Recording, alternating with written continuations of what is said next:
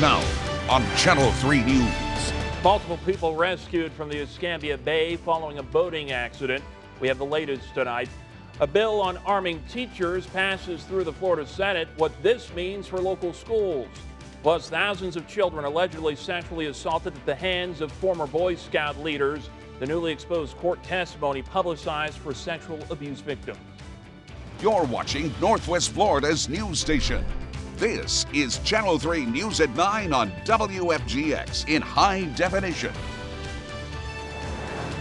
Good evening. Thanks for joining us tonight. Multiple people have now been pulled out of the water following a boating accident off of Avalon Beach. Crews from Escambia and Santa Rosa counties were called out a little before 6 o'clock. 3 people were rescued about 200 yards south of the I-10 bridge. All 3 were taken to the hospital. We're still waiting to learn more about any injuries and what caused this crash. We'll keep you updated as more information comes into our newsroom. Teachers and community members rallied in Pensacola today for more money for public schools in Florida. Channel 3's Renee Beninati was there and is live in the studio right now with their concerns. Renee. Several dozen teachers and community members attended today's rally. They want lawmakers to make public education in Florida a priority. The teachers gathered at the corner of 9th Avenue and Airport Boulevard, chanting and holding signs. The Florida Department of Education says Florida ranks 41st in education spending per student and 46th in the nation for teacher salaries. We have a huge economy. It's just that public education is not a priority. I want them to remember where they came from. We have very few people in Tallahassee that were not educated in a public school and cannot draw from that and talk about what a difference a teacher or multiple teachers made in their lives. Donna Harper, the president of the Escambia Education Association, says public schools got a 47-cent increase in funding for each full-time student last year. Now they're asking lawmakers for a $743 increase this year. The state now spends an average of about $7,400 per student. Reporting live in the studio, Renee Beninati, Channel 3 News. Thanks, Renee. The family of a 4-year-old child hit and killed in a car accident in Century last week held a memorial vigil tonight. The memorial was at the Carver Community Center on Johnson Avenue. That's where Camarius Dortch was struck and killed by a vehicle last week. Attendees brought stuffed animals, candles, and balloons and wore blue because it was Dortch's favorite color. Authorities say Alberta Knight hit the child in her SUV on April 17th. No charges have been filed at this time. A funeral for Dortch will be held Saturday. 2 people are dead after a multiple vehicle crash in Holmes County. It happened this morning just before 10 on Highway 90 near Holly Road. According to the Florida Highway Patrol, Shakea Morrison was driving eastbound when she swerved off of her lane and hit a truck head on. The driver of that truck was airlifted to a local hospital. Morrison and the passenger of the truck, Kenneth Smith, died as a result of the crash. No word of the driver's condition at this time. A reported attack on a woman in broad daylight has some in a small town on edge tonight. It happened Tuesday in Defuniak Springs in Walton County. It's one of the most picturesque and tranquil spots you'll ever visit. Lake Defuniak, as seen from the Skywatch 3 drone.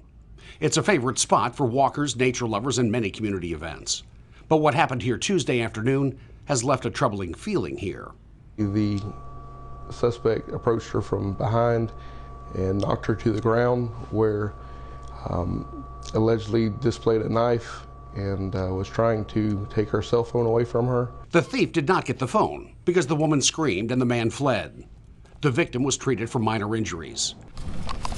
Norma Herrera is from Okaloosa County and visits the lake weekly. It's a little shocking because I come here every now and then and it's just so peaceful, and it's kind of shocking to hear that. Locals say this is not the kind of thing that happens in their community. They say in the future they will be more careful. It don't make me think twice about walking, but I wouldn't want my wife to walk by herself. The only thing that my wife would bring would be some mace. Chief Hurley urges people to be aware of their surroundings and says perhaps more can be done. I would be an advocate for having cameras in public areas that could capture stuff like this. Police ask anyone who spots suspicious activity in the area to give them a call. That was Bob Solarski reporting. The suspect is described as a white man wearing a dark hoodie with a goatee or mustache. If you have any information, contact the Defuniak Springs Police Department or Emerald Coast Crime Stoppers. A school safety bill with a provision to allow armed teachers has passed through the Florida Senate, but the idea is not being well received by some local school districts. The Senate passed the bill yesterday. Escambia County School Superintendent Malcolm Thomas says his teachers will not have firearms under his watch. He says he worries it will open the door for potentially more dangerous situations. Thomas says Escambia County schools are looking to hire about 50 armed security guards to be positioned across his campuses.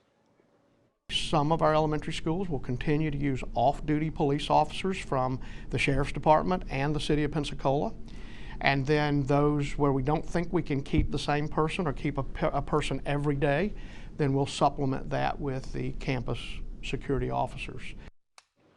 He says they are looking to hire former military, law enforcement, or those with a security or firearms background. There will be training provided from the Sheriff's Office. As far as legislation to arm teachers, it still needs to go through the House. Channel 3 is teaming up with its partners for the annual Escambia County Shred-a-thon. You'll be able to shred your sensitive documents this Saturday, April 27th. The shredding event is free to the public and will run from 8 in the morning to noon at the Pensacola Interstate Fairgrounds. You may shred up to 50 pounds of papers. You're asked to remove all documents, though, from binders. However, staples and paper clips, those will be okay. First Morning Weather, sponsored by Pensacola State College. And we're joined now by our chief meteorologist, Alan Strum. I know you have some rain in the forecast. What are you tracking? Hey, Chorus, yes, we're looking at some thunderstorms to head this way. In fact, as you look at our map now, nothing showing up locally, but let's zoom it out. Check out this big batch of showers and storms on this side of Dallas here. A bit of rain toward Houston. That's over Texas, rolling on into Louisiana late tonight. And that has prompted a severe weather outlook that includes us. And on our scale from 1 to 5, we're at a level 2, as you can see, for Northwest Florida, Southwest Alabama. So we might see some strong to severe thunderstorms in the area. Coming up in my full weather forecast, we're going to time all that out hour by hour with an update to the Futurecast. It's 60s across the area right now. Overnight, we'll see a low in the mid to maybe low 60s. Look for the thunderstorms to arrive late in the day tomorrow or into tomorrow night. And I'll show you the Futurecast. You can pick out your spot on the map and find out exactly when it will hit your area. And then as we head into Friday, sunshine is back and the temperatures will be warm. Thanks, Alan. Coming up, an alarming report showing more than 12,000 Boy Scouts were allegedly molested at the hands of Scout leaders. And one of James Byrd Jr.'s killers sentenced to death today. Details on the crime that made headlines around the world. Channel 3 First Warning WeatherNet is sponsored by Peden Air Conditioning, Plumbing, and Electrical. Here is Chief Meteorologist Alan Strum. The ballpark all lit up tonight. Blue Wahoos with a game, and on our other channel, WEAR TV, Dan Shugart with highlights coming up here in a little bit. A dry night, no doubt, tonight, but tomorrow night we're expecting rain. But the Wahoos won't be playing tomorrow night. They'll be headed out. You can see we've got dry weather here, but check out the map as we zoom it out. You can see showers and thunderstorms in areas of Texas, and all of that is just going to be moving toward the east overnight and into tomorrow. We can expect that to approach the area and eventually move in. Severe weather outlook upgraded us to a slight risk for severe weather. Now the yellow color showing up on the map right over us, right on top of us. On our scale 1 to 5, that is a 2. A little bit more serious, so we could see some strong to severe thunderstorms within that area. Futurecast keeps changing here on the updates, just changing the timing a little bit and the way the storms look. Here we go at about 1 tomorrow afternoon. You can see maybe a little bit ahead of it, but not much. And then the storm line kind of rolling into the area here as we get into 3, 4 o'clock, at least into areas of Alabama. And now it shows it over the Gulf a little bit more. As you check out 5 o'clock, once we hit 4, 5, 6 o'clock, that's probably when we're going to start to see some rain around Baldwin County as well as these counties in Northwest Florida. So our Futurecast showing a little bit more of a disorganized system than what it had earlier on today. So it's kind of changing things up a little bit, maybe showing a little bit of a lack of confidence in what's going to happen. But hey, I plan for some rain, some thunderstorms, and just the fact that some of this might be a strong storm or two we might have across the area. So there's 6 o'clock as we head right on into the evening hours, and then 8 o'clock by about 9, 10, 11, we expect that the rain may linger, but for the most part, the worst of the weather will be out of the area at that point, and things will clear overnight. And Friday's weather should end up being dry around here with some sunshine returning to the area. Temperatures right now we're 60s, pleasant. I mean, cooling down for some of these inland areas. Overnight we'll see a low in the mid to maybe low 60s, a little bit cooler inland. clouds in the skies tonight. Dry weather definitely tonight, but then tomorrow, late in the day and into the evening hours is when we have that most likely time for rain to hit the area. High temp, maybe about 75. Kind of similar weather to today's weather with a lot of cloud cover in the skies. All right, let's check out the Safe Shores report. It was nice and calm today, but it should be rougher tomorrow. Winds will start to pick up, and as the storm system moves through the area, we'll have a higher risk for rip currents around the northern Gulf Coast beaches, and the flags will probably change out here with that risk. Anytime red flags are flying, that means that the Gulf waters are closed to swimming. And here's your look. Let's take you down there. That view taken earlier from the Hardee's Beach Cam, which is on top of South Harbor condos. A little cloudy. It's been kind of busy at the beach last few days or so, but today a little lighter crowd, I guess. Seas tomorrow are going to start to pick up too, running at about 2 to 4 tomorrow. So here's our look ahead. You can see that we've got that rain chance, just going up, up, up as we head through the day and into the evening hours. Look for the showers and storms to move through. We'll see if we get a strong storm. Keep it here for any alerts if we do have to pass any along. And then on Friday, look for dry weather and some sunshine back in the area. Saturday and Sunday, beautiful and sunny here. Warming back up here too. So even though we've got a front headed this way, we're not going to see like any sort of big cool down for the area.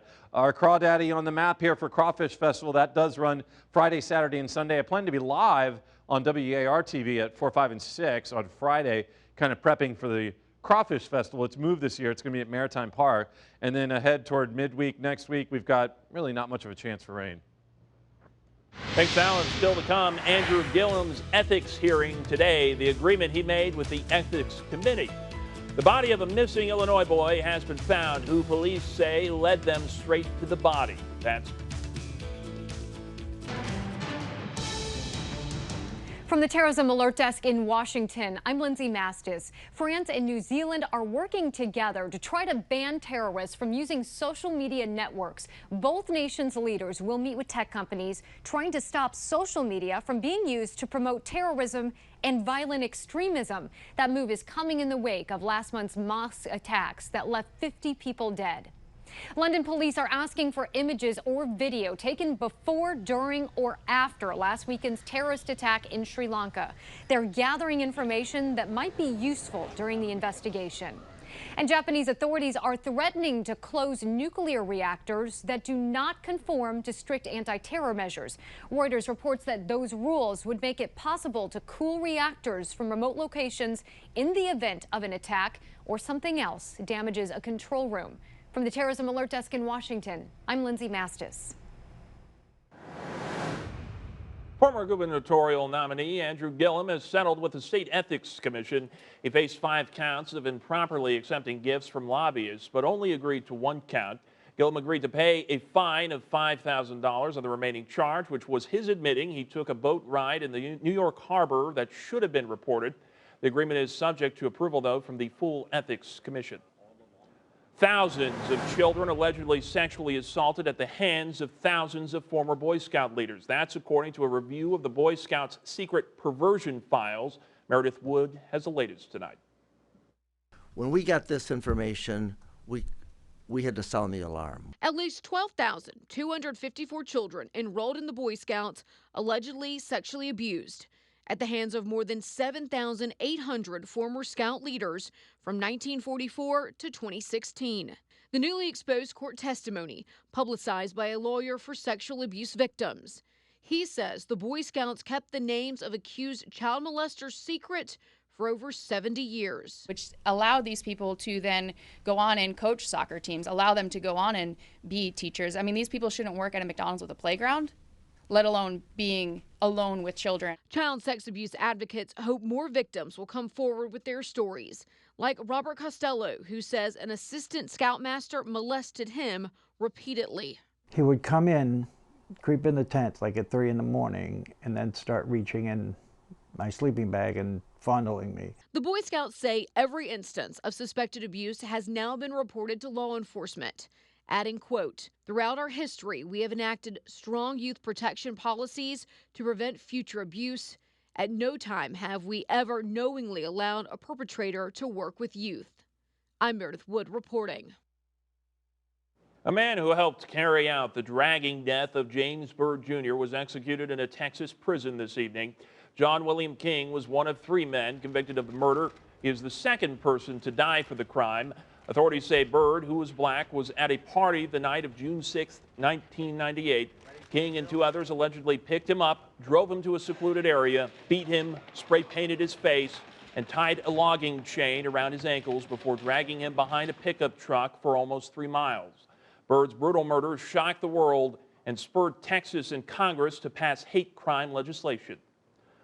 Illinois police have announced they've found the body of 5-year-old Andrew A.J. Fruin. He was last seen Thursday, April 18th. The boy's parents, Joanne Cunningham and Andrew Fruin Sr., have been charged in his death and were both taken into custody after forensic analysis of cell phone data. When confronted, both parents provided information that led to the recovery of a deceased child. Joanne Cunningham has been charged with 5 counts of first-degree murder, 4 counts of aggravated battery, 2 counts of aggravated domestic battery, and 1 count of failure to report a missing or child death. Andrew Friend Sr. has been charged with 5 counts of first-degree murder, 2 counts of aggravated battery, 1 count of aggravated domestic battery, 2 counts of concealment of homicidal death, and 1 count of failure to report missing or child death.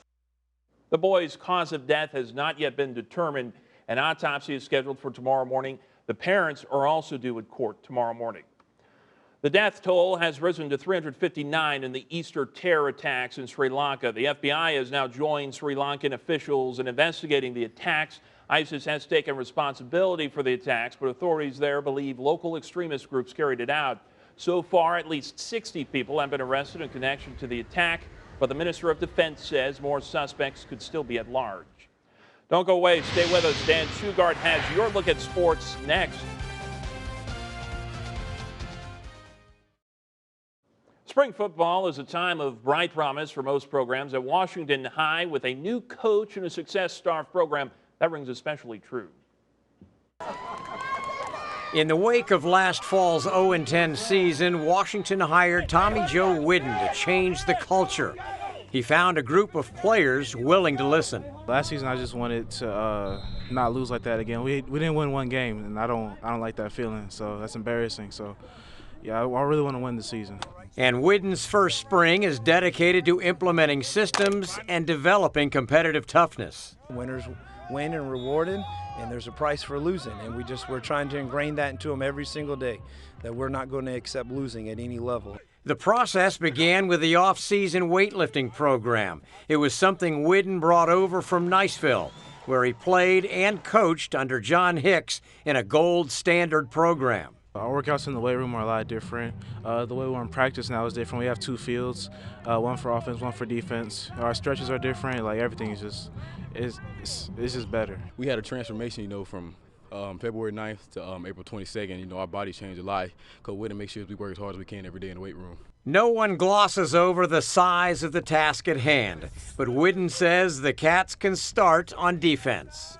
We got 11 guys coming back that can fly around and looking really fast on defense so far. And I'm really excited about our skill. We got a bunch of smaller guys that we can get the ball out to them in space and let them go to work.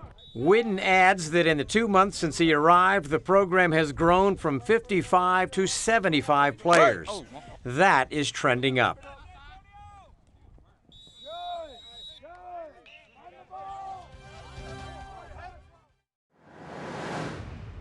Check it out. There's 6-ton potatoes, actually an Airbnb you can rent out. I'm not joking. The hotel is just southeast of Boise, Idaho, and fittingly right in the middle of a field. Steel, plaster, and concrete were used to create this unique vacation spot. Before being converted to a hotel, it had been traveling across the country since 2012 to celebrate the 75th anniversary of the Idaho Potato Commission. The Potato Hotel officially opens for booking in late May at $200 per night. Pretty interesting. Chime In is sponsored by Stillwater's Day and Medical Spa. It's Weather Wednesday, and we want to see the conditions you're seeing around the area today. Just text WEAR-TV to 95577 or use the Chime In tab on our website to share your photos with us. And you can now watch Channel 3 News on the go. Our new app, Stirr, that's STIRR, allows you to watch our local news coverage as well as 20 other channels right from your phone, tablet, or TV. Just go to the Apple or Google Play Store to download it for free. Stirr is owned by a subsidiary of Sinclair Broadcast Group, the parent company of this station. All right, well, we've got thunderstorms that are going to roll through late in the day tomorrow and into the evening hours. Look for that. Tomorrow night, we'll update you on everything. But as we head into the weekend, nice and dry and sunny. Looks absolutely beautiful, so we'll have some warm weather. It's a cold front that's coming through, but it's not going to cool things down too much. Thanks so much, Alan. Thanks for joining us here tonight, and watch Channel 3 News coming up at 10.